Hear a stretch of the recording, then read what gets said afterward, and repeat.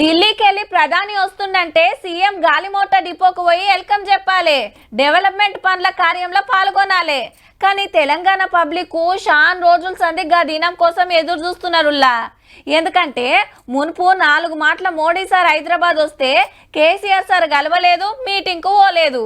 ప్రధాని సార్ వస్తే అంతకంటే ముఖ్యమైన పనులు పెట్టుకునేది.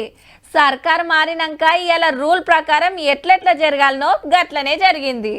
మహారాష్ట్ర నాగపూర్ లో కార్యం మరుచుకొని హెలికాప్టర్ లో ఆదిలాబాద్ కు వచ్చిండు ప్రధాని సారు.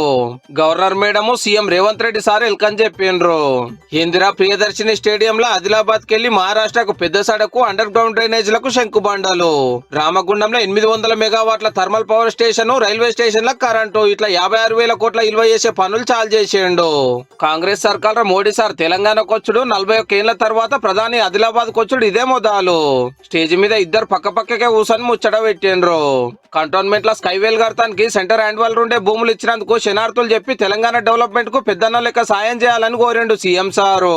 प्रधानमंत्री का मतलब हमारे बड़े भाई के जो मदद रहे तो ही हर प्रदेश के मुख्यमंत्री उनके क्षेत्र में वो कुछ तरक्की कर सकता है. పాత సర్కార్ పట్టించుకోక కరెంటు తయారు చేస్తుంటే వెనక పడ్డాము, ఇప్పుడు అట్లా కాకుండా చూస్తాము అన్నాడు.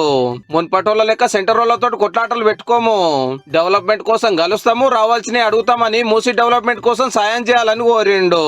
We wanted to develop our Musi river all along with Hyderabad, which is 55 kilometers is there, which is we wanted to regenerate our Musi river. All I need is your support. అట్లనే 9 ఏటి కడతానికి మహారాష్ట్రతో ఉన్న పంచాయత్ దింపాలన్నాడు. एक शब्द भी महाराष्ट्र सरकार को आप इशारा दिए तो हमारा 9 प्रोजेक्ट यहाँ पर हम बना के आदिलाबाद को कुछ कम 1.5 लाख एकड़ తెలంగాణ డెవలప్మెంట్ కు సెంటర్ తరపున పక్కా సపోర్ట్ ఉంటది అనుకొచ్చిండు ప్రధాని సారు. तेलंगाना समेत देश के अनेक राज्यों में विकास का नया अध्याय लिखेंगे. అయితే పవర్ ఉన్న టైంలో మోడీ సార్ తెలంగాణకు వస్తే గల్వనోళ్ళు ప్రతిపక్షంలోకి వచ్చినాక గిట్లా అంటున్నారు.